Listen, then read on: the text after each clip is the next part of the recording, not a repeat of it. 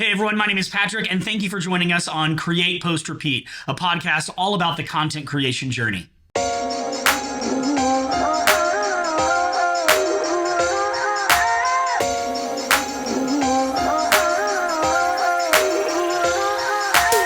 Today, I get to have a conversation with my new friend, Shama. Now, Shama is a content creator who started out working in the church, growing up in the church, but eventually shifted to content creation when he, quote, decided he liked comedy more than Bible college. I loved learning all about his story and all about how he creates, so let's just get into it.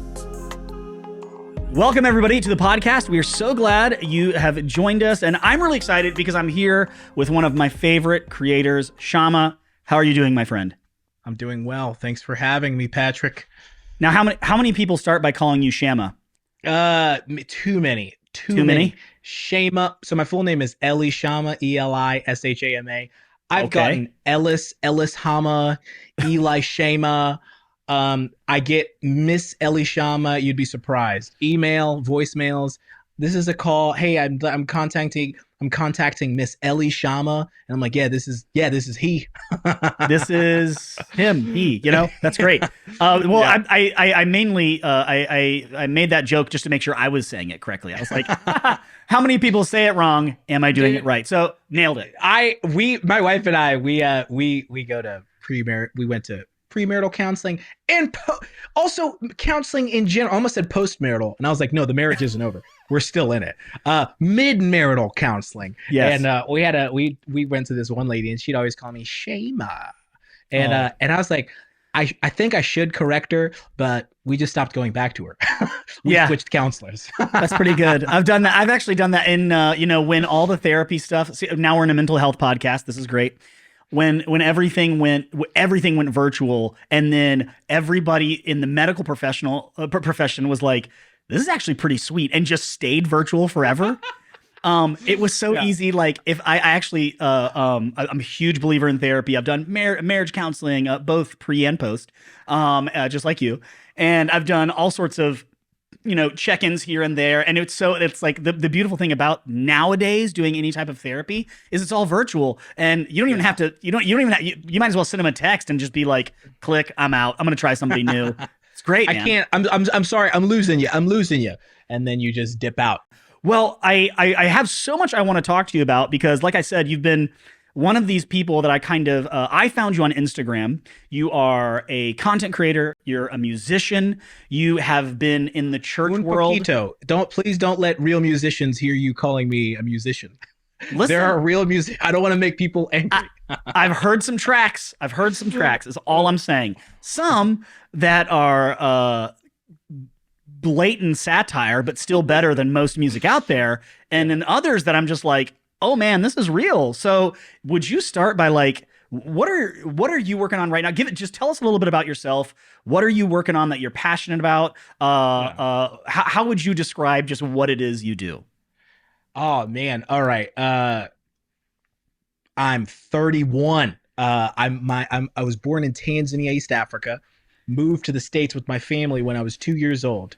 My parents, my dad got his doctorate in theology, and he was like, hey, let's go back to Tanzania and plant a church. We moved back to Tanzania to plant a church. Before we did that, while we were in the States, we lived in South Carolina, and we had to raise the organization we were with. They just sent us off. They're like, hey, you need to go from church to church and tell people about your mission and vision for the country you're going to serve in and raise support. So we did that, and we went to hundreds of churches all around South Carolina and some in North Carolina. And so I just had this experience with church after church after church. It was also Pentecostal, the denomination that we were in. So the extreme end of the spectrum of evangelicalism.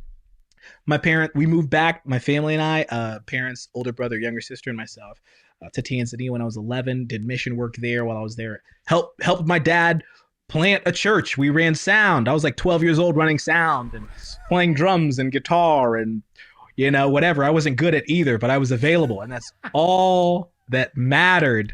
And then I moved back to the States for college, went to a Bible college, Did not excel. I did poorly all throughout Bible college because I realized I cared about comedy more Yes. than I cared about ministry. But I tried my hand at ministry for a little bit. I volunteered at a church, and I was in the youth ministry, and then I guess they call it student ministry now. I'm gonna try to be No, hip. I'm gonna try to be hip. they call it next gen ministry. Next gen. Let's go, dude. Come on. Paint your fingernails black and let's go. You're literally describing my upbringing. Please continue.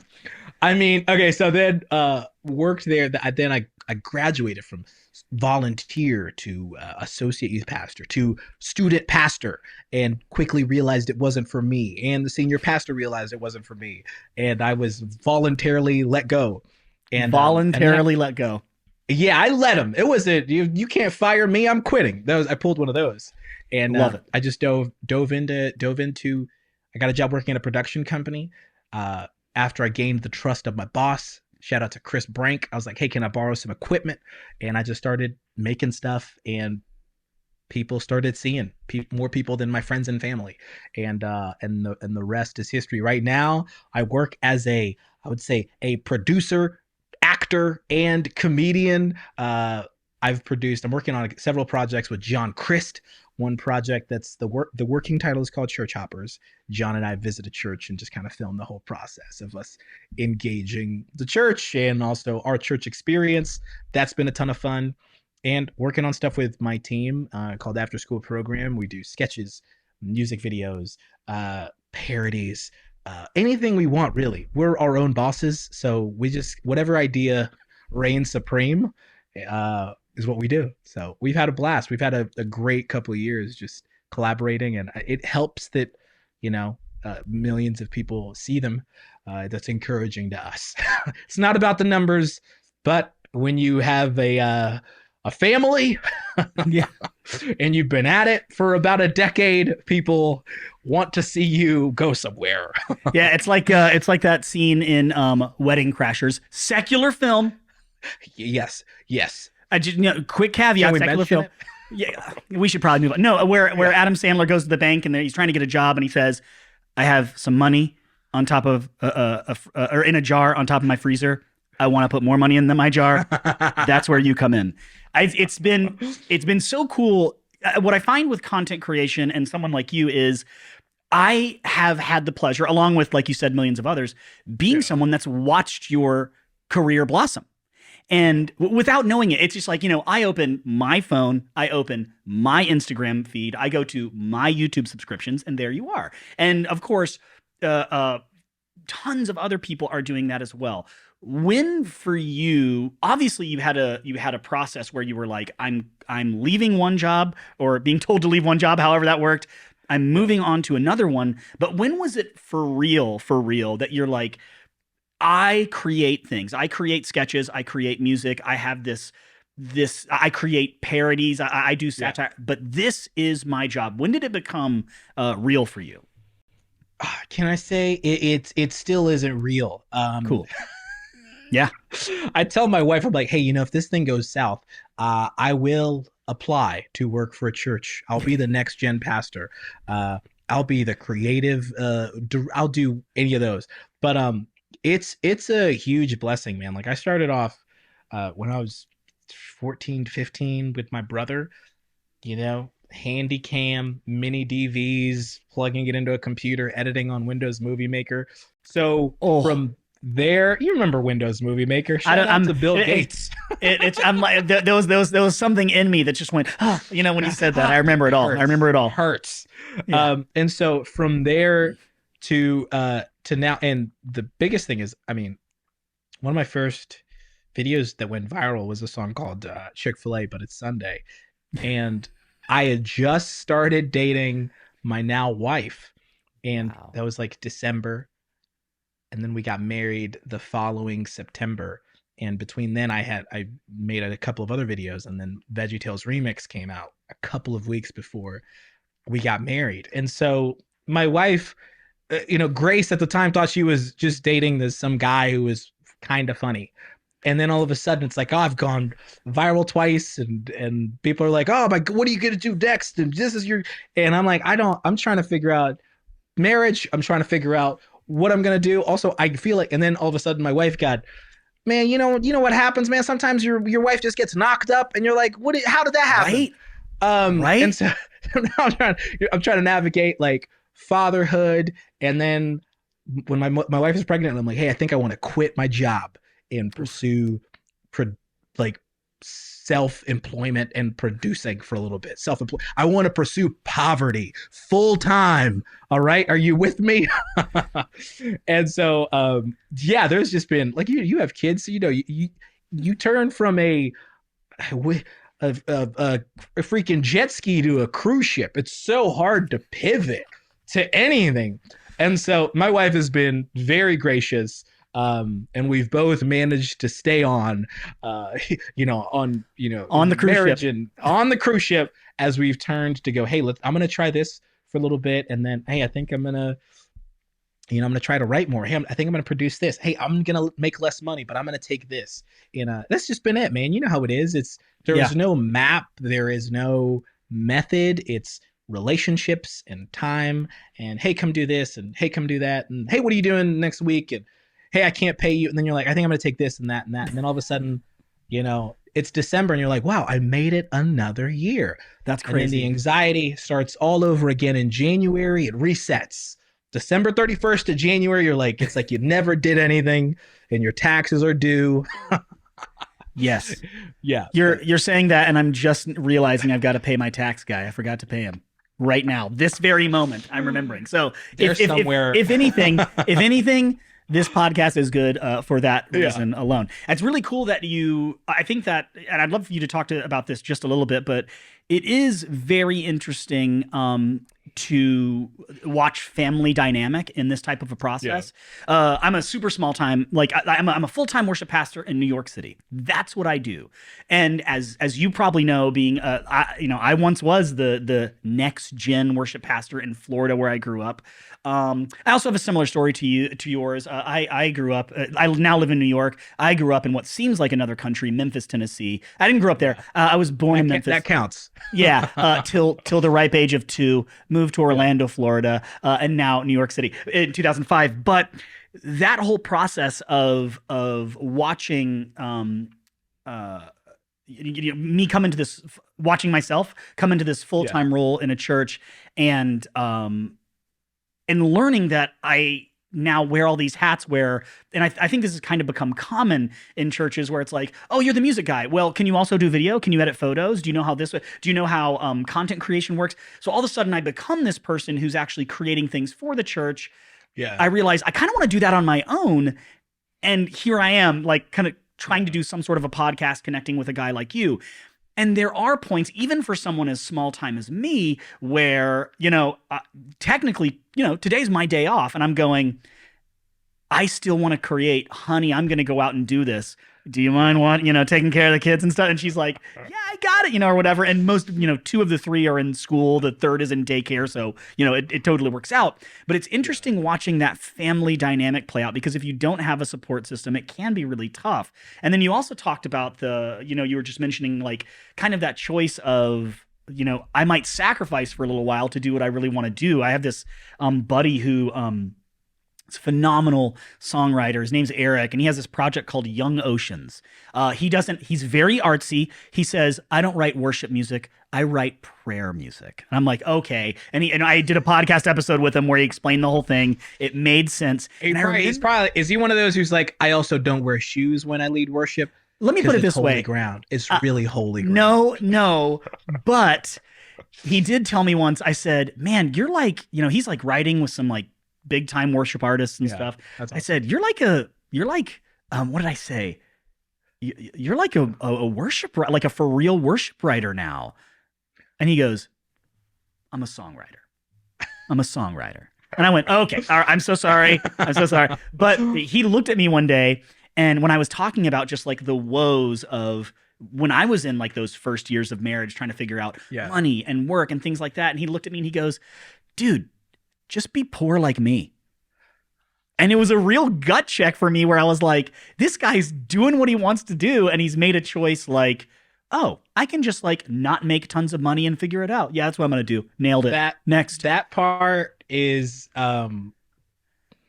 Yeah, because there's a saying in like in Hollywood, in the whole film space. Yeah. So many projects have so many producers, and I was asking a friend at coffee, who's worked on a ton of great movies in like the Christian space, and and I was like, why don't these people just produce the stuff? Why don't they just make it? Why don't they just fund it? And he goes, oh, you never use your own money. Yeah. And I was like, oh, and that all I've done for the past since like 2013 is use my own money to make stuff. And so I thought, oh, there are a lot of people waiting on other people's money. And so that's the same thing. It was like the option is you you make great money at your cubicle job, or you become poor by Yeah. spending your own money and Yeah. waiting for more people to give you money. Yeah, Um, especially in a space like this. yeah, There have been so many of like, so I got to recently I interviewed Aaron Tuning, who is hilarious. hilarious. He's so funny. And before that, I interviewed a guy who's really big in the like how to become a creator space. He's also a pastor at his church. His name's Omar El Takrori. And he creates some amazing stuff with a company called Think Media. And I am I've just heard of them. yeah, I'm just jacked. I go into the interview, Yeah, I'm like, I can't believe I landed this guy's like an idol of mine, Omar, yeah. Omar. And push record the episode. Never prepped more for an interview in my life. Edit, it's crispy, publish, 30 views, nailed it. How much time? Like how much time went into that? And like so Oh much of like gosh.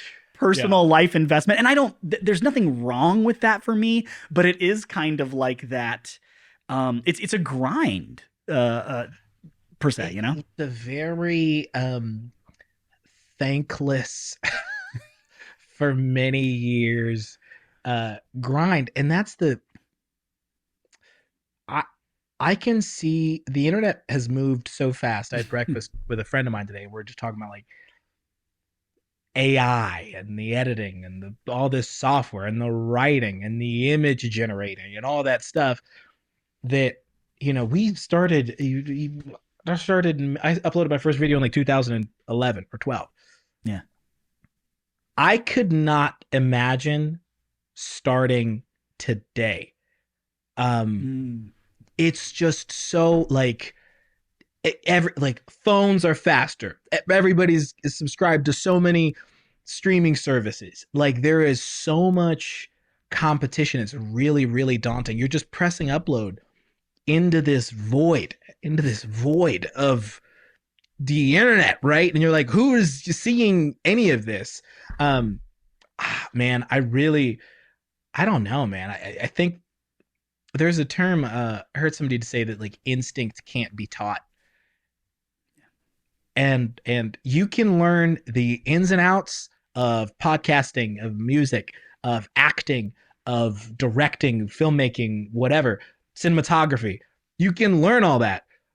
Now, after that, there is the instinct of like who to collaborate with, yeah. when, what project to make, what project could be go far, what project is a dud. I've worked with so many of my friends who, I mean, the pay was literally off-brand soda and Little Caesars, and we've Don't gotten knock Little jobs. Caesars, bro. You know what I mean? Like Don't knock Little Caesars, bro. They're out there crushing it. They're out they there doing really it. are. Yeah. They're still around, you know. And that was the rate. And then we've hired each other on projects where the rate Yeah. was, I mean, way more than Little Caesars. And so we always, sometimes we'll look at each other and we're like, who would have thought that when we did that first project together over pizza, with like a small Canon camera, like we would be where we are now? And the answer is like none of us. But there is this instinct of like, I really like what you're doing. Let's do this. Hey, let's get coffee. Hey, I got some extra Yeah. money here. I want to put it towards this that I think can be lost, especially in the whole like, oh, I can edit more videos, I can edit faster, I can do more, I can interview more. But you're like, hey, you kind of have to have this hunch, right? Of like, I think I'm gonna try this. And then people are like, oh, of course, it's the greatest thing. How did you know that it was going to be genius? You're like, I didn't. And also, I'm just glad I was able to make a return on my Yeah. investment, Praise God. both time and money. Yeah, well, let's talk about can you tell me a little bit about I love the phrase you just send it out into the void called the internet. Oh Um, boy. not to just name drop like two times in a row, but like again, I interviewed Aaron. It was a great Yeah. interview. We had so much fun. Aaron is one of those guys. I told him I finally met with him last year or earlier this year, and I went, "Hey man, look, the, if you don't make it, there's no hope for the rest of us. Like you, like I'm like you are such a powerhouse comedically. His writing, his directing, his producing knowledge. I'm like, dog." If you don't like, if you quit, I will also quit. Like, if he I'll quit works the for biz. if he's like becomes a freaking insurance salesman tomorrow, I will probably join him. Yeah, man, because it'll be Yeah. because that would actually be a great staff to be on. But Yeah. but we obviously quickly got into some very gentle ribbing towards our very conservative upbringing, me and Yeah. him. Mhm. And I made this video just about a true thing that happened in my church growing up, and it happened to be this like really big production in my big Southern Baptist church that he actually attended once, and he goes, "Oh my gosh, I went there," Wow. and we're kind of, and then I told him some of the backstory, and we just jabbed at it a little bit, Yeah. and of course I cut that long form video, I cut it down into a short, I post that short, and some people got offended. They don't know the context of the whole conversation. No. It literally, if you No. look at it, I think 99% of people would watch and say, "Oh, they're being silly. There's a little ribbing, no one's feelings are really getting hurt." But of course, it's like, I can't believe that. And it doesn't take long to go through some of your videos where you sing something like the worship song, which is clearly a joke. And it's hilarious. I'm a worship pastor and I am holding my chest laughing, going, "This is true." But it doesn't take long to go through some of the comments of those videos and really see some just like turn to Jesus Yeah. negative. Right. What's that? Is that something that just you personally, or maybe you can speak for your team? Is that something that's like, guys, it's just going to happen, get past it? Is it, let's delete that comment? Is it, man, is that frustrating for you? What is that like? Because it's not hard to find in your comments. Right. Um so I have never taken the time after the worship song came out. It's 2020, March of 2020. Which it's actually out. It's a song. Yes, it's out. You can stream it. Also, we in the description, you can download the tracks. Like you can the multi tracks for it. So if your church is like, "Hey, we want to sing the worship song," Okay, that is my guest. That is such a nuanced joke because Oh yeah, 98% of people listening to this go, "Download what is multiverse?" And I'm like, you can download the tracks. That's great. you can download Anyway. the tracks right now. That's great. After that song came out, clearly satire. We Abby Gilbert, who's the blonde girl who sings in it, we wrote this line, me and my buddies, and she opens up her verse, the second verse with, "I'm a rich blonde female singing about how I fail. Things are bad again. I am struggling." And like we wrote that, and we like she comes to the studio. I don't even think we had given her the lyrics yet, and we're like, "Here's what we have you sing." She was like, "Okay," and we're like, "You'll sing that?" She was like, "Yeah," and we're like, "Yeah, thank you." My after that song came out, I remember several people were like, "Dude, you need to put out a video explaining what true worship is, and really just get to the heart of what the Bible says." And I'm like, first of all, I'm not like Francis Chan or any other, like I'm not that kind of. Well, also, what is that supposed to be? 2-minute video, 3-minute video, a 10-minute video, a 10-part hour-long series, and I thought we tried to explain what worship isn't, or what it should not be, and I hope people can like glean correctly from that. And also the I think social media as like Instagram, that platform to try to like hey, real quick, God's theology on marriage and God's theology on suffering and pain and suffering. Oh, really? Mm. You're going to talk about the pain, like pain and suffering through the context of the Bible in like a minute and a half? It's hard to do. And so I'm like, hey, listen, we'll talk on a podcast like this, like long form. Let's talk about it. Let's get into it. And I have before, and I'm not saying like, oh, I want to dismiss it, but sometimes people will comment like, are you even a Christian? And I'm like, I mean, dude, if I wasn't, do you really think I'd spend all this time like researching and like really getting nuanced topics just to go back and believe in whatever?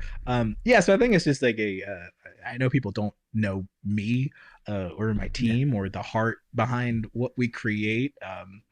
And also it's sharp. Like it is a lot of stuff is sharp for a reason, and we do kind of really like get in there and like, all right, what needs to stay, what needs to go, what we haven't seen, what we have seen, and just try to be wordsmiths with it. But yeah, I guess, it's hard to defend. It's hard to talk to a lot of those people, but some people are like, repent. My favorite is like, repent and turn to the Lord. And you're like, I guess this is how I should. If I hadn't repented, I guess this would be the great motivation to do so. Is this all caps comment? You're like, hold on, guys. We're just getting a comment coming in here. Hold on a second. This guy says wait a minute. Hold on. This guy says we should repent. Right now. He says everybody gather in the team. But you know how it is, man. You said something. I do. You said, not to your level or anything. You said something really interesting just now. You said, it is sharp. And I did want to ask you this because I think it's an important question. Yeah. So in your content, you have this satire where you as a church guy, as a church person, the church is the people of God, so we say, right? Yeah. You're saying, I am poking fun at the things I've done and do. We're all this is not, but you do, and it's hard not to ask this very serious question without laughing, because some of the satire and jokes you make about race are so good, and I just and I don't know, there's a guy that's I don't know your team's names, but there is a dude that's with you that has brown hair. Yeah. It's either PD or Chase. And he had long hair at one time. Yeah, that's PD. Okay. Paul and Davis. he just hilarious. When you did the two pastors talking video, that's Paul and he David. when he looks at you and just says, "I don't see color," and it just immediately cuts. I lost my mind. I was dying laughing. Yeah. But the thing I wanted to ask you is, as a person of color in the church, we're clear, and let me give the caveat that I can say for myself, I'm by no means a professional at this. Yeah. But when and this is why it's so hard to ask this question without thinking of that and that satire and laughing. But we've clearly gone, or there's been a long journey of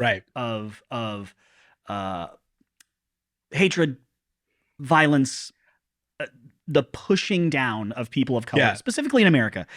And when George Floyd was murdered, and we're in the midst of racial tension, COVID, like all of these things that are just shifting the country, and things are rising to the surface that we've honestly me personally, I'll say I have never truly addressed. My church went through this series that was called Race, Class, and the Kingdom of God. And there was this pastor who was teaching on what it's like to be someone who does not look like me in a church setting.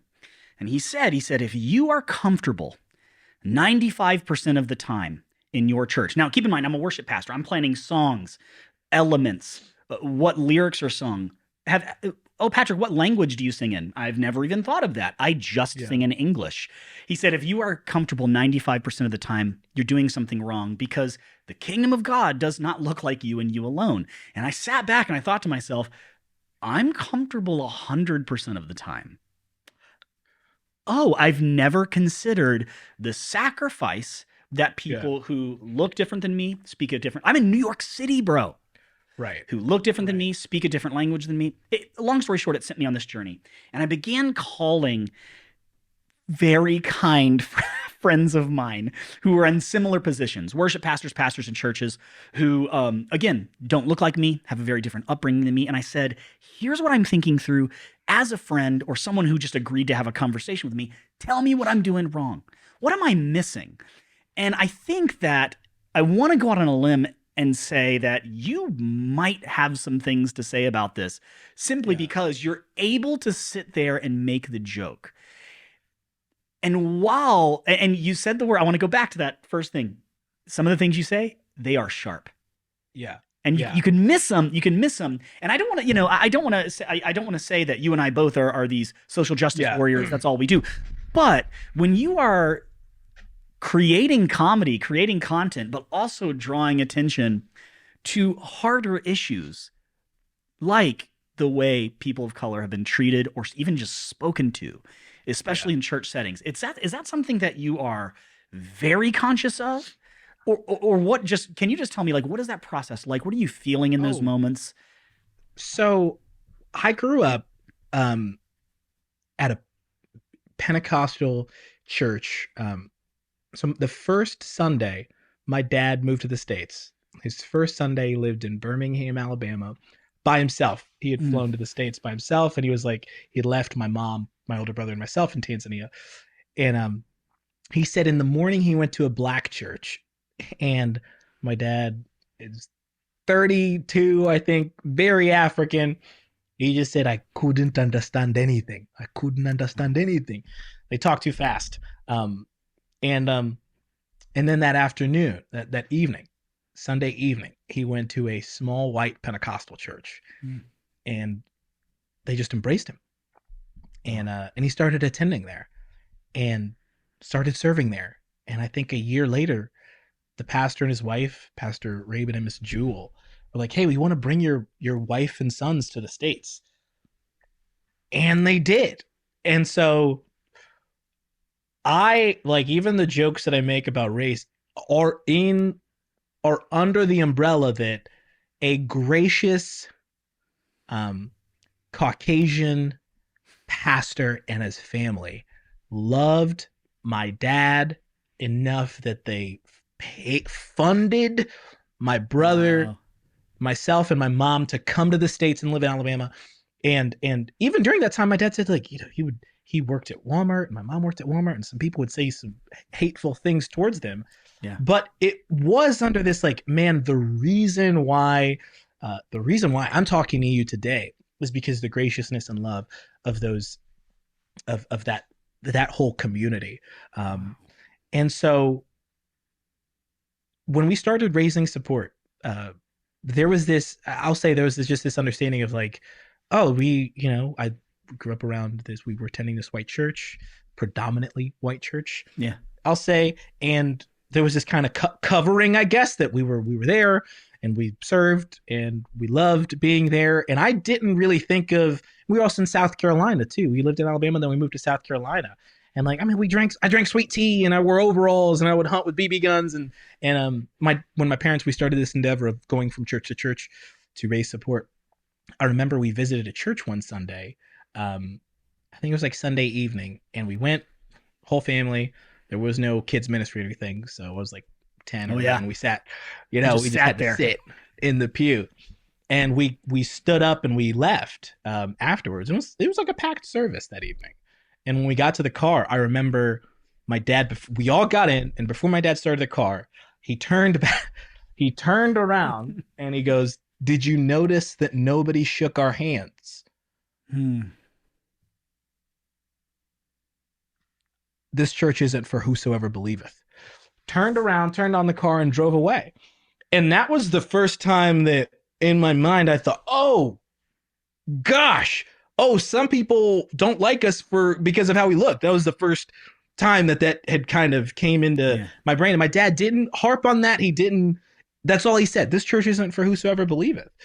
And Interesting. because when you read the Bible, the whole story of Scripture, the interweavings of people and culture and tribes and languages and marriages and husbands and wives and multiple wives. There's this I mean chaotic uh mosaic of is the mosaic the tiles, right? Is Yes, that what you're the, right. like all You're the spot pieces? on. Yeah, the mosaic of all these different people in the kingdom of heaven. And so people who kind of are like can't see that, can't see that because they're so stuck in whatever upbringing they were in or whatever belief they're in. It's like, man, it's really robbing you of knowing other people and loving other people. um Hmm. but yeah, man, I think of, yeah, that's like that whosoever those for whosoever believeth. I think like when you really I remember even my wife is white, and she lived in the same city that I live in, and she attended college and attended a small church where she was kind of the worship minister at. And when we started dating, she moved back out of town. When we started dating, she was back in town for a weekend, and she went to this little church on a Sunday, this little country church, and they went, "Hey, what's this?" Which this sentence also sounds like it was spoken by somebody in like the early 1920s. Somebody asked her, "What is this I see on Facebook about you and that African American fella?" And she was like, "Oh, that's my." She was like, "Oh, that's my boyfriend." And somebody just said, "Well, I don't agree with it, but all right," you know. And she stopped. They kind of, they stopped reaching out. Um, but we They did get ice stopped cream after reaching we got. out. They just stopped reaching out to her, and that was kind of it. And we are That like, was I just, I'm mean, sorry. That was just the most subtle. And they stopped reaching out. that's it.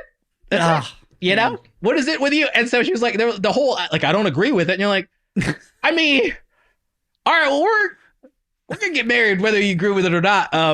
Y'all just went to church together. So we ended up having, once again, like, okay, so I say that to say that that same gentleman, a couple of years after we got married, Grace and I think he had reached out to her on Facebook. It was an older gentleman, and Grace was like, "Hey, we'd love to get together." Well, we got together and we got ice cream, and he saw our son. And so there was this thing of like, we can't like, he just didn't know. He probably didn't know anybody who was dating or married outside of his race. And so when he kind of sees like, what are you supposed to do? What are they doing? Hey, the same thing anybody else who is married is doing, navigating the craziness of marriage and parenthood and family and careers, while I also just having two different skin tones, period. I can hear him. I can hear you writing. I'm going to say your joke. So Yeah. everyone listening, this is Shama's joke. Yeah. I can hear you writing this that same sketch of the two Yeah. pastors talking. I can hear you writing this joke with that guy in mind. Yeah. Everybody likes watermelon. Everybody likes watermelon. You're like, wait. I mean, The yeah. way that sketch made me feel, I was so sad while also Good. laughing so hard. That Ah, dude, all those. I'm just so glad that I don't have to watch another panel of two pastors of like a group of white people going, let's bring in one black guy to tell her to catch up. That oh was my god. chaotic. But Uh, I think I spoke a lot, but that's like the heart of where it comes from. Like I um I think when it comes to race, the most interesting people I've ever met are missionaries. I've had this life where, um, man, I've had a passport since I was two. oh You know what I wow. mean? Yeah. I've traveled. So I've met so many different people, and so that whole, I mean, the past couple of years of everybody kind of screaming and yelling online, um, is really weird. And I remember talking to a friend who was like, I'm just arguing with so many people that I went to church with because they just don't, they're not understanding, they're not grasping it. And I remember asking him, I was like, do any of the people you're arguing with, have they do they own a passport? Like, have they ever been outside the country? And he was like, no. And I was like, okay, well that is probably seriously going to inform somebody's view on other countries and people. And I've been with people who are like, we got all these immigrants coming to our country, and I don't say it, but I'm thinking, me, hey, me, we're eating Mexican food right now with a guy whose parents immigrated here for a better life, and I'm one of those people who have really benefited from this country, and so many of its citizens, and I'm a citizen now. So yeah, but if you go and you meet all the, it's, I think there's a ultimately, like, the pieces of like different countries, and I mean culture and languages and all the together, people who are, they're creating, having conversations just like this one. They're taking pictures, they're even just social media, kind of watching people engage from different parts of the world. I'm like, man, this is beautiful.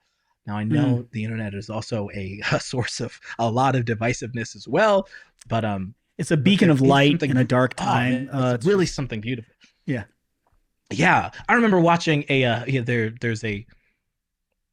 remember watching a video of a church in Mexico singing "Reckless Love," which I've made a lot of jokes about that song. But sure. I remember thinking, wow, what a oh, I didn't think about that. Like the songs that people write in Nashville, these Christian artists, like, they are being seen and heard and sung by different people around the world. I'm like, oh, let's export the some of the greatest of our lyricism, of our comedy, of our content. For those people, because they are watching. America has this like standard of of artistry and creativity. There's some church, deep in some, remote someplace. Right now, their worship team is practicing chorus with no instruments, just the voices. Oh man, thank you so much. Man, I don't know if every time we talk about stuff like this, I'm like, did we even figure it out? Whether it's on a podcast or over or freaking ribs? I'm like, did we solve it? Is it beneficial? Is anything beneficial? Well, that's one of the reasons why, I wanted to ask you about it, because I think we should just be okay. Yeah. Now, before I say this, I do want to give, like, this isn't a caveat. It's true. Like, I come from a privileged place where I could get in a time machine and go just about anywhere and get out, and they're like, "Oh, welcome," and I'm like, "Yeah," because I'm a male and I'm a white person, and I don't. I really did. There was a meme where I saw where somebody was like, black people don't have the luxury of time traveling, and I was like, oh, oh, all right. Well, if the question comes up of what superpower would you have, then mine would just be flying. I'll stick to flying. Yes. I just flying. What is safest in this current period? Flying here and now. No, but like it comes from a privileged place of me. Like, I'm allowed to have these conversations, I think, for the first time ever. And what I don't want to do, the arguing online doesn't help anybody. No. I think I don't have a problem with arguments, but just anger is a problem. But being passionate and presenting a point, and then at the end saying, "I love you, let's move on." Not move on as in forget, but "I love you, let's continue to move forward," is probably a better way to say it. I think that's important. I think it's a lost art. I think that everyone is living in, not everyone, that so many of us are, including me, are living in these silos. I mean, I'm so thankful. Nothing against anywhere else in the world. I'm so thankful I live in New York, because there's so many concessions I make living in the city. It's so crowded. It's so loud. All the things that make it, like you were saying earlier, a great place to visit, but probably not a place you'd want to live. For me, for you is, and I feel that way sometimes too. But like, walking out of my apartment building, my kids are passing different languages, different cultures, different foods, Yeah. that are just an incredible experience, as opposed to if they had grown up in fill in the blank place, where you're going Yeah. to essentially encounter a lot of people that think, believe, and act the same. I have a I think my middle guy, Finn, was telling me once. He said, "Yeah, one of the kids that I walk to school with, he doesn't believe in God, Dad." And that was so funny because I did not grow up with that experience. I grew up Oh Southern no, Baptist, dude. dude. It was hard to Yeah. find someone who didn't, just love the Creator. And for him to have that I was talking to experience, a friend yeah, the other day where I remember the first time when I was like 12 or 13 hearing somebody my age cuss. And I remember right, thinking, "Oh my how I didn't even know we could do that." yeah, Like I had never encountered any type of like anybody off the path that I was like, yeah, backsliders, bro, "What?" you backsliders, know? I'm like, "Oh, stumbling there's a blocks, whole there are people who just live like this." And I was like, "I not in my bubble." Not in my right, bubble. right. So Yeah. like him having all my kids having these experiences where they're talking to Yeah. friends who are um um who are sharing with them a different life experience, and them not feeling Yeah. the need to correct everyone, but instead to love everyone. That's a Yeah. privileged place to be. I'm really thankful for that. So thanks Yeah. for sharing a little bit about that. I really did want to hear your perspective, because Hey, I'm sitting there dying laughing, but going, wow, there's something behind this. I've talked to I'm second generation African, and I've Yeah. talked to several people. I know, I mean, 15 guys and gals who I've met recently over the past couple of years who their parents also moved to the States in the early 90s. And it's such an interesting topic because now I'm like, I want to write like I want to like interview these people. I want to create like a documentary because Yeah. now we have kids who were the same age as we were when we moved here. And so Oh, now cool. the experiment of second generation is in this a new phase, right? Our parents moved here and my parents adopted this mentality of the Christianity of I don't want my kids to be polluted by Western mindset. I don't want them watching, but we weren't allowed to watch Disney Channel or Disney, anything Disney. We weren't, if two people kissed on the TV was off for the rest of the day because that is evil. And so even talking to my mom now, my dad passed away several years ago, but Oh, even before he passed away, we were able to have conversations about like, hey, y'all were trying to do this thing of like Christianity, and it kind of turned, you know, um, me sometimes away. Like when I first yeah.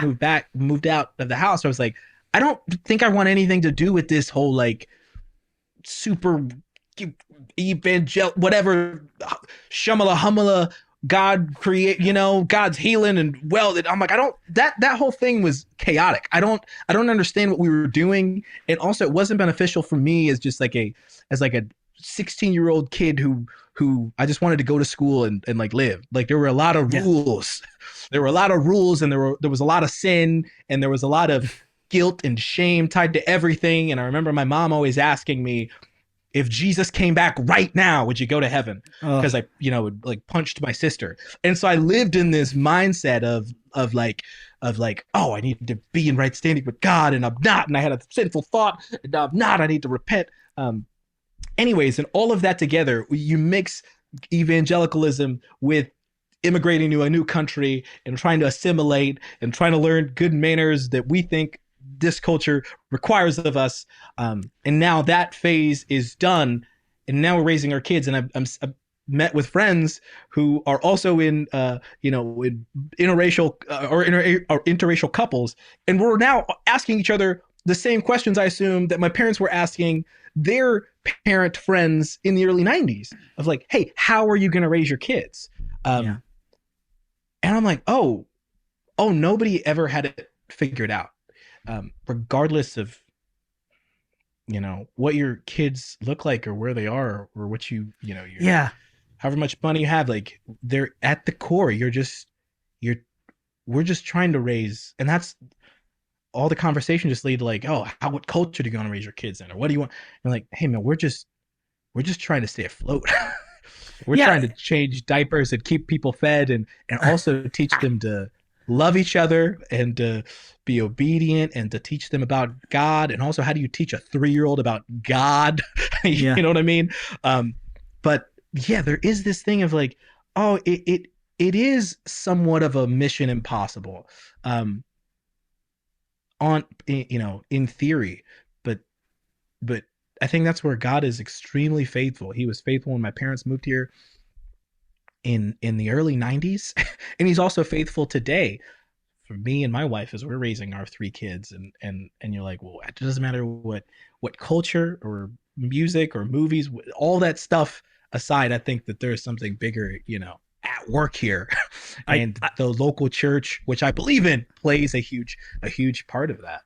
I completely agree. I think that so much of my upbringing was what not to do, and Oh, it's like kind of like what you said, just like don't think that, don't touch that, um and I've spent so much time making so many mistakes with my kids, but one thing I yeah. think I've done right is me and my wife are always just like just just love everybody. Just love everybody. The greatest of these is love. They'll know you're Christians by your love. Uh, Right. and I think in any I think that that's very much that's literally scripture. It's very much a churchy phrase, but I think Yeah. I think everyone agrees with that. Like, no matter where you're coming from, just let's just love each other. Let's just love each other. Hmm. And keep Which each is other wild because safe. you're like, that seems to be like a lost art where people are like, Yeah. oh, these people and these people. And you're like, okay, but you do know that we still have to love them. Yeah. Right. There's this, Like that's there's, the assignment. there's Right. this you ever see Neil Brennan's stuff? Yeah. Oh man, don't get me started. He Huge he has fan. this he I'm a has this huge fan. whole, yeah. Did you see his three mics stand up? Oh yeah, dude. I've It's seen everything by him. incredible. Yeah. But he had this whole bit where he said, and I'm going to butcher it, but the gist of the joke was if aliens ever came down, they'd be like, oh my, and if they ever found out about Jesus, they would say, this guy sounds incredible. What did you do with him? And everybody would go, oh man, you know. And obviously there's way more build up. It's way better than that. Yeah. Um, Yeah. but he also says one thing. He says, we back in the day we were like, Jesus, you're so awesome.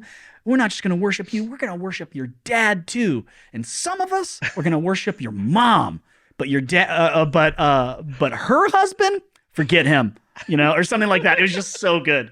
But yeah, just like we just want to love each other. I just want to have. I just want if my kids, and you've heard it here. You're hearing it here first. If my kids leave the house going, I want to treat people well, and I still want to Yeah. have some kind of a relationship with my mom and dad. Great success.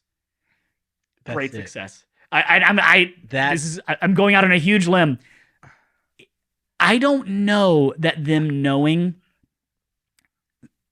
how many books of the Bible there are. I mean, it's just not something that I'm like, you gotta know yeah. it. I want you to know what's in there. It would be great to know what's in there. I think there's some really good stuff. Yeah. But like, Right. if you don't know that Exodus comes after Genesis, I mean, I can teach you that, but I think we're gonna be okay. You know what I mean? Right. Uh, Dude, can I so there was that was I mean, I learned a song about the books of the Bible when I was like 6, Genesis, Exodus, Leviticus, Numbers. I would go through it. And it's in that same smooth jazz style too. why? Yeah. The 4 Gospels, Matthew, Mark, Luke, and John, and the Acts of the and I remember one year I picked up a Bible in a year. It was like the Bible in a year book. Yeah. I was like 15. Um, and I was not at all in good standing with God. But I just remember because my dad had this thing of like, you need to read 2 chapters of the Bible every day. And he would ask us, did you read 2 chapters? It was exactly 2. Not sure I'll ask him that question when I see him in heaven. Why? Yeah. And I Some of remember the chapters I are picked up this long. Bible in a year. Yeah. I picked up this Bible in a year. And I started reading it, and I read it every day, and I didn't tell anybody. I didn't Mm. tell anybody. And I read it. Um, and by the end of the year, I remember like I finished. We were about to go to a church. We're going like an overnight service in our church in Tanzania. When I finished reading it, I remember I told my mom, I was like, "Hey, I I read it. I finished the Bible." And they're like, "Okay, wow, I've read it too. I've read it multiple times."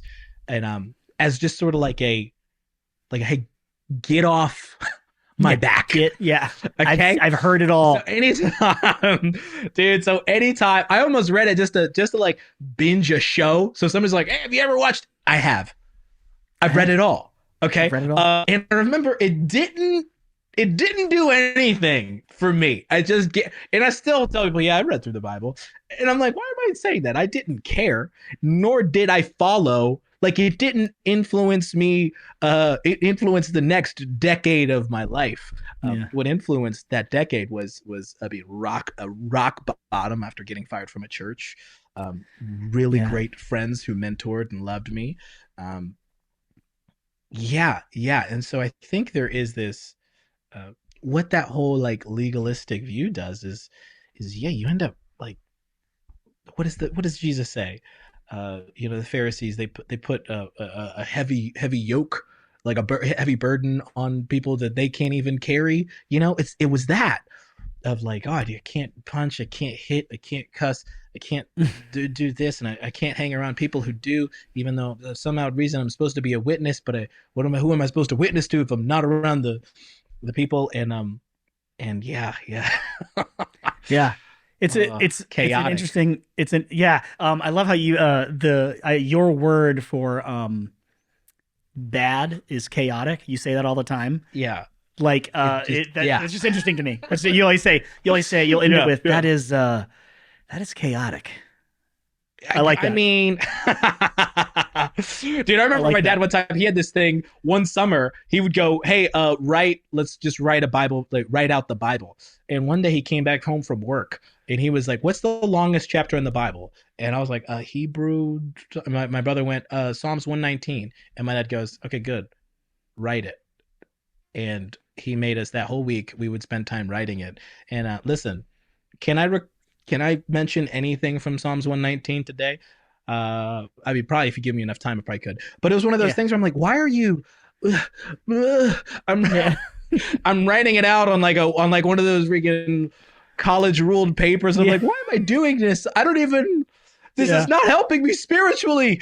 And But that's just the understanding that my parents had. Yeah. somewhere your dad is like crushed it, nailed it. This Yeah, is it. I'm really. doing it, baby. Yeah. My dad And was so now a even my dad was a children's pastor, and yeah. I grew up when The Simpsons was becoming really, really popular. My dad's name was Art, and he Oh wrote man. a special article in our church bulletin called Art versus Bart to Oh my warn gosh. to warn parents Oh about the my dangers of gosh. Simpsons. So Do you every have a copy of that? Do you dude, have it? no, We can I dig that bet up. he does. I bet he does. I'm gonna see it. I'm actually flying to He's Florida got it. later today to I'm gonna ask him about. Dude, That's a he probably good has it question. framed. That's a good question. Yeah, so he wrote an article, Yeah. Art versus Bart, man. The dangers. And listen, I get it. Like, no judgment there or whatever. But it's so funny. And I Yeah. look back even. I know how to self reflect sometimes, and I'll look back on things like yesterday. I said to my kids, where I'm like, Yeah. "Man, that was dumb. But I was trying my best. I was trying my best. Yeah. We're all struggling here. Has your Right. if you don't mind me asking, like, has your you said you still like believe in the local church and things like that, but I would say Yeah. over the years my faith has changed. There's things as you become an adult and start thinking for yourself. Yeah. Excuse me. There's things you learn, and has coming from a Pentecostal background, losing a job at a church and like you said, hitting rock bottom. Has that shifted things in your life at all? Do you feel like you've grown into new places with Oh faith or yeah, anything like that? man. Oh yeah. I mean, I was like I've said before that I mean, my helped my dad plan a church when I was 11. Yeah. So I worked at a church weekly from 11 till I Oof. got fired in 2016. So that was like 13 years. Every week I worked, I mean, a minimum of like 10 hours at a Yeah. church. And so I was like a career church person. Yep. Um, and so and my dad, we'd go to churches where my dad would meet his friends or family, and he'd go, "I'm raising pastors." He'd point to my siblings, and I'd go like, "I'm raising leaders. I'm raising missionaries here." And Mm. so we just kind of had this in like, "Oh yeah, we are gonna be ministers. I'm gonna work. I'm gonna be a pastor because my dad was a pastor." And so whenever I got let go from a church and I had my shiny, fresh Bible college degree that I'd worked so hard for, took me 5 years, I took a year off, um, you know, Of course. that when I ended up getting let go from a church, there was this thing of like my identity was taken. Like I Yes. was a Christian and I was a volunteer, and that was gone. That was gone. And then people asked me, "Hey, what are you up to?" And I would just go, "I deliver pizza." Like that's what I do. My identity now is pizza delivery driver, and I had to build on, like I had to go, "Hey, what do I really believe in? What am I going to do? How am I going to serve God? Who is God?" First and foremost, besides this person that I tell people about week to week and sing about and play about and preach about, because I've got to do all those different things Yeah. in a church. So yeah, that was the big thing for me. And I kind of caution a lot of people who I see now who are really talented and young and charismatic in the Christian space of like, "Hey man, I've been where you're at, and I hope you're doing okay." And also, it's God also needs people on the outside too. So if this Oh, doesn't go well, don't feel the need to fight for it, because I tried fighting for it for a long time. I You can I speak to you can that? work with us in the secular world. Yeah. Yeah, Can I yeah. speak to that real quick? Yeah, that's we no longer say secular world. We say the marketplace. Oh That's yeah, that's selling that's chucking fish and yeah. bread and open air Shucking market fish. and oranges and Whenever you say chucking fish, I just immediately think of like Home Alone 2, Lost in New York. Um, yeah, straight up. The but marketplace. That's what yeah, I the meant. marketplace. I had this moment where I recently went on a sabbatical that was like a solid 3 months. I was burnt to a crisp. I've been doing ministry since I was 13, like very similar to Yeah, you, but you yeah. started it too. Wow. Um, and my dad, growing up, my dad was a pastor in church every night, that type of thing. And I just got to this place where I was like, do I even want to do this anymore? And I thought to myself, but if I don't do my church job, my church career, Right. am I even close to the Lord anymore? And then I had this moment, call it the Holy Spirit or the three coffees I had, I don't know, where it was like, you idiot. Who do, what are you calling all the people that attend your church? They don't all work Yeah. there. And it speaks exactly to what you're saying. Like, just because you Yeah. don't exist in this space doesn't mean you're not, bought with the blood, brother. Or like you're not in the Yeah. family, that you're not a child of Yeah. God. There are people who, not to get, not to preach the 4-minute sermon here or anything, which is what I always do anyway, but like, how many people would claim to hate God that he still says, I love you? I mean, we Mhm. attach so much identity to Yeah. and by we I mean church employees, people like me.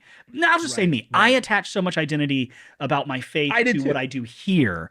And so I'm Yeah. I'm I'm with you. I'm with you in that. And I went through a period where I was not fired from a church, but there was a period where I had a pastor once look at me and say, Patrick, you're really struggling here. I don't know if we're going to keep you on, but I haven't talked to the elders yet about it, but we're going to decide whether or not we let you go pretty soon. And I worked at that church for 6 months, not knowing whether or not I had a job the next day. And I mean, just that, I was just like, there was something, I needed some therapy after that, dude. So, like, Why?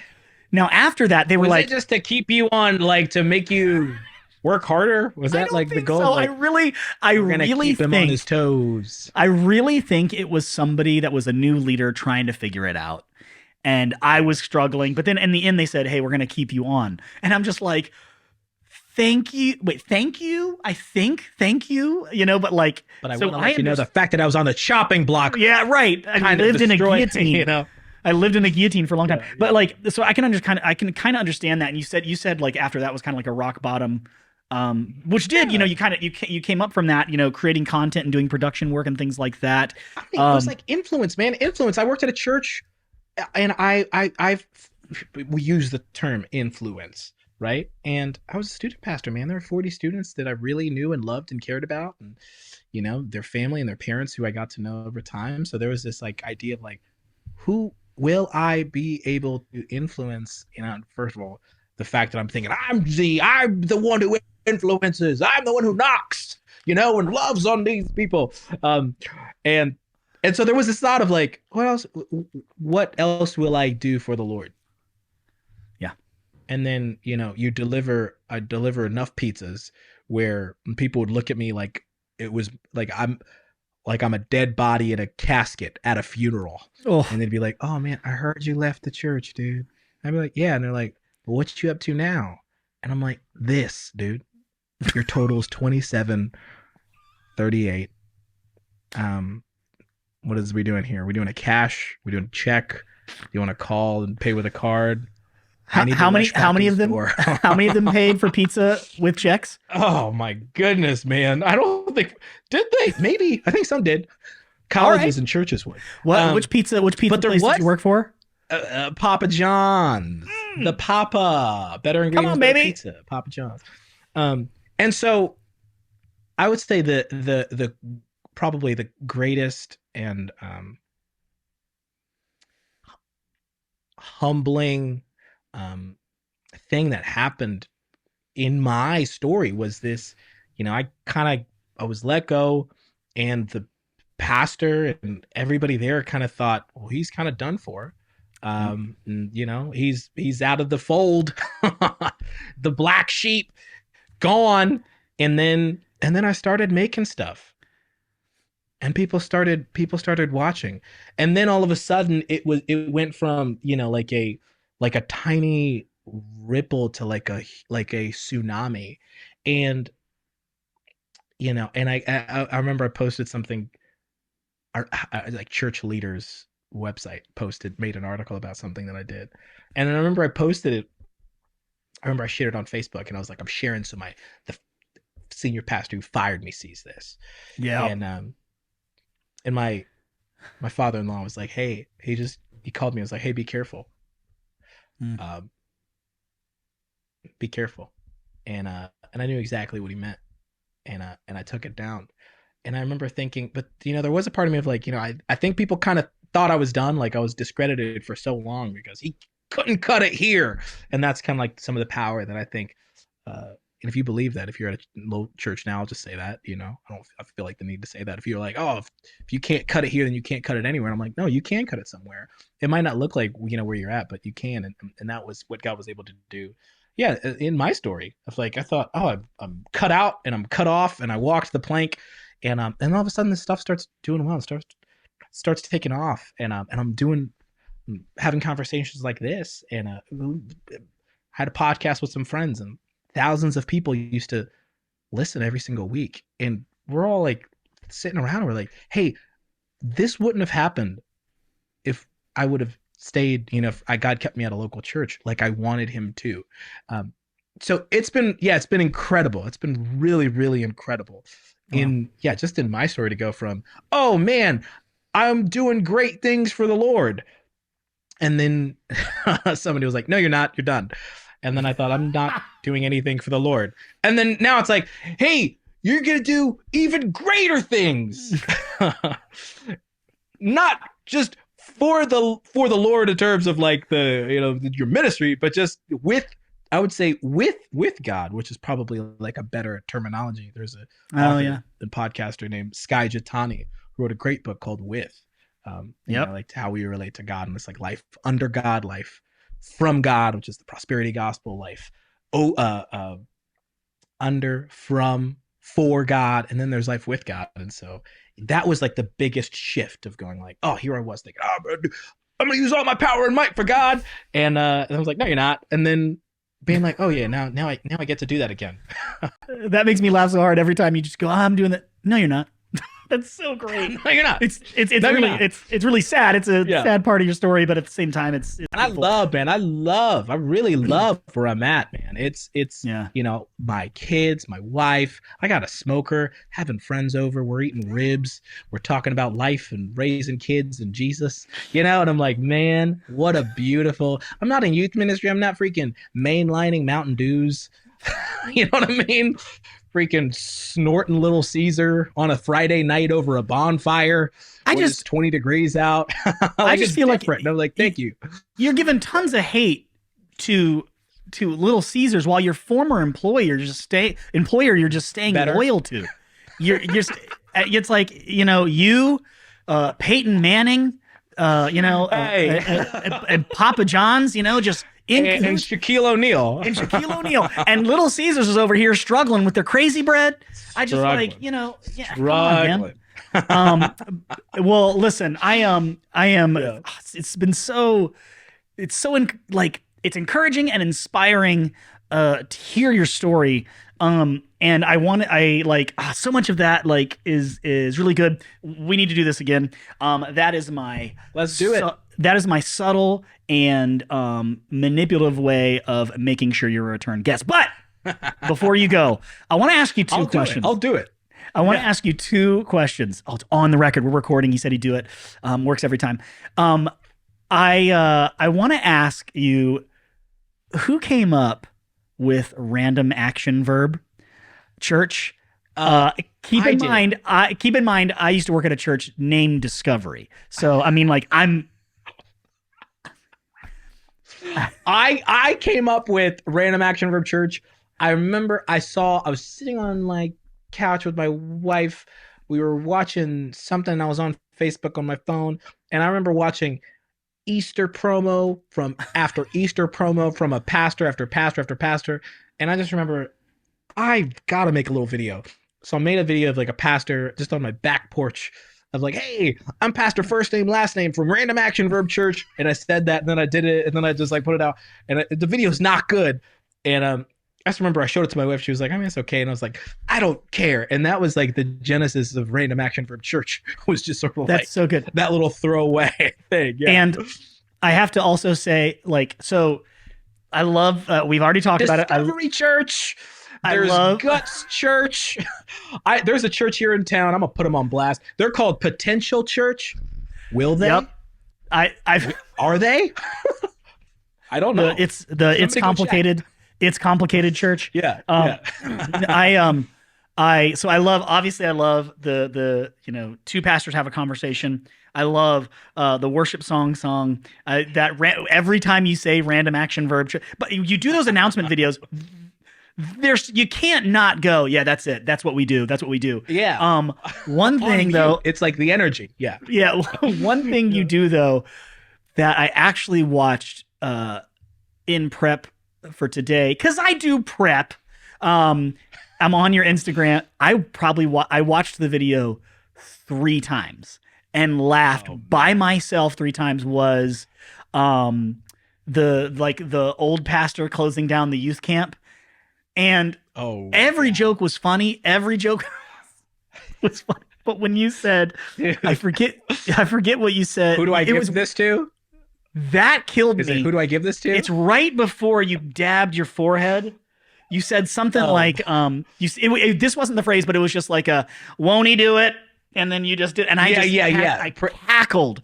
I just cackled at that. And the who do I give this to? Who do I give this to?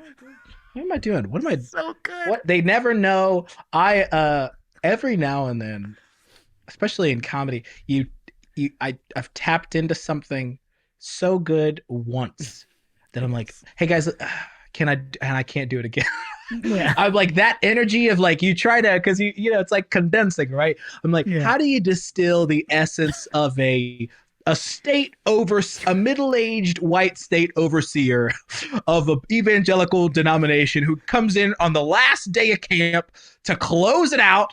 And I saw people tic-tac, how do you do that? And the mannerisms and the handkerchief and the glasses and me and my wife as we were pulling up across the campus, like all that stuff. And I'm like, why can't I do that again? Yes. When you said, I saw some of you guys doing this. What is that? What is that? TikTok? I'm just like, I now have a teenage son and I'm that guy.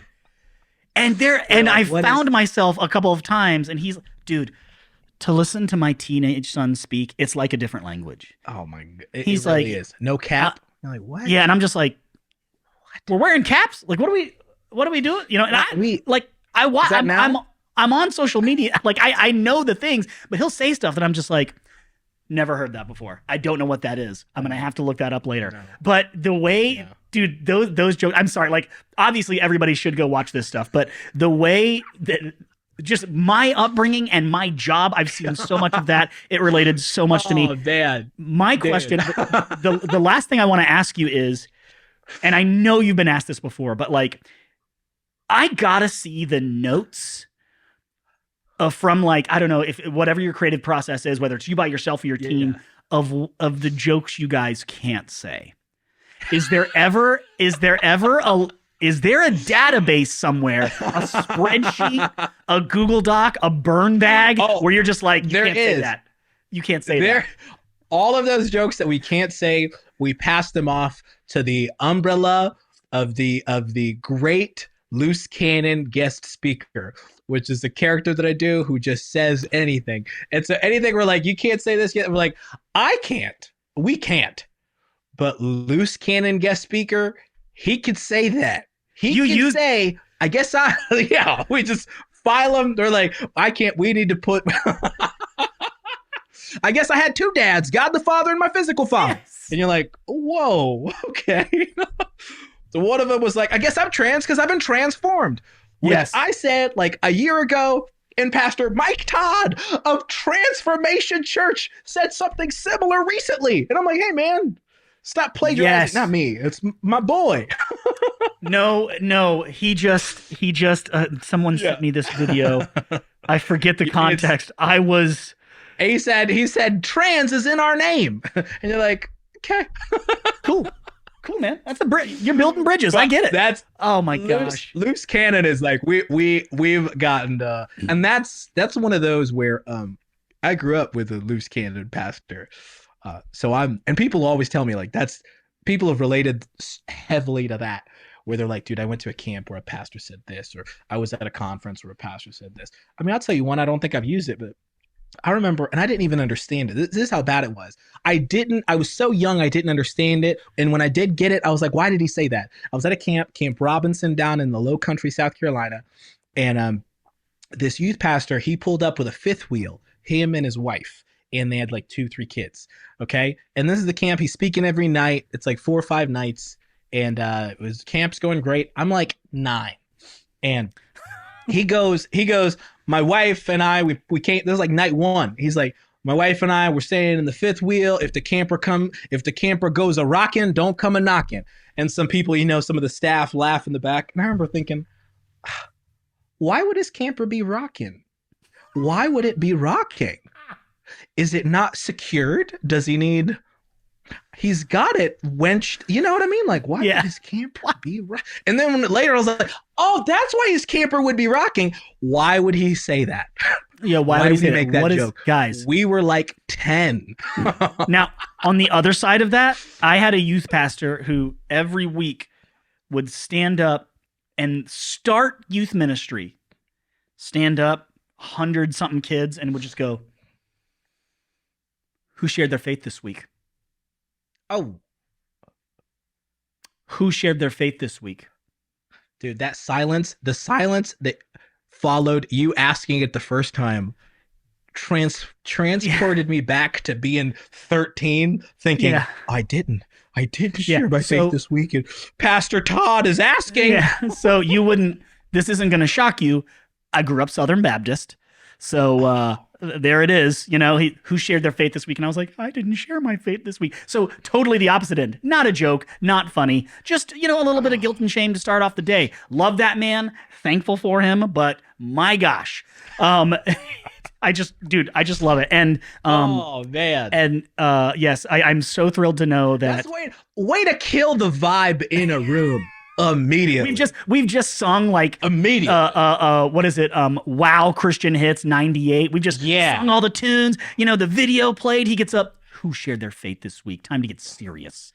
Which is like, oh, good, great. I said, who shared their faith this week? Yes, and then there was also that whole culture of what if someone came in here right now and said, you know, the whole like, threaten your life if you believe in God, and like, what would you do? And it's like, I don't know what I do. I don't know what I do. And I think back on those moments and I'm just like, oh my gosh, unhinged. And I heard there were a couple pastors who actually like staged break-ins with guys in vests and guns and masks and like, oh, confess your faith or we're gonna if you renounce God or we're gonna shoot you. And then they'd be like, no.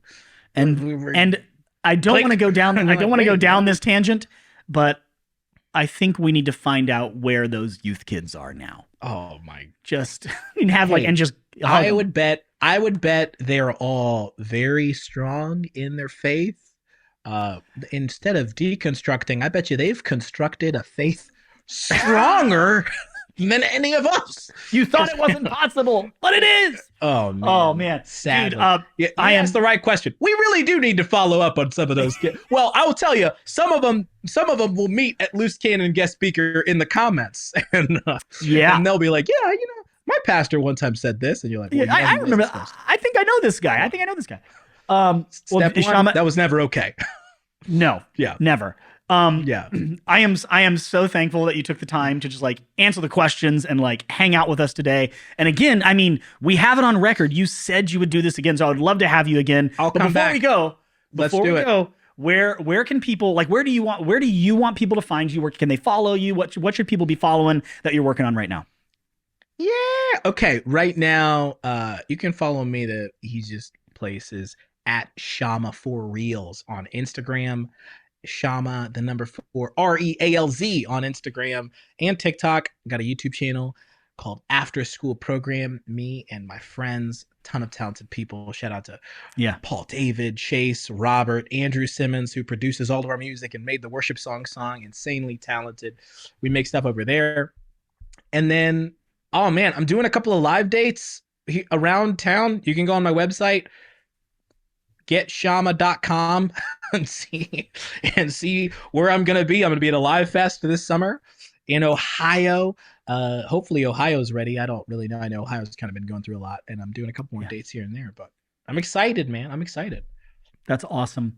Well, thank you so much. Also, you can catch me at my home address in the cul-de-sac smoking ribs with my kids riding scooters in the front yard. That's the best place to catch me, really and truly. I'm not going to give out my address, but if you see a guy, I love how earlier Birkenstocks, shorts in front of a Traeger, that's me. I love how earlier you said you were just describing how much you loved your life, and you said, "I've got a wife, got amazing kids, I got a smoker." That was number 3. Hey. That's it. No judgments. Listen, I got a Bible. No judgments. I got a Bible too, but like I got God, but also, I get it. I wish I had a smoker. Yeah. And with that, I just want to say thank you so much for being here today. It was a treat to have you. Having me. I can't wait to do it again, man. Let's do it. See ya. Thanks for joining me today. Don't forget that links to everything you need can be found down in the description. And if you want to stay up to date with what I'm doing, you can always follow me on Instagram by subscribing to @PatrickMurphy. And while we're talking about subscribing, go ahead and subscribe to my YouTube channel as well. I'll see you in the next one. But don't forget, before you go, you should probably watch this video.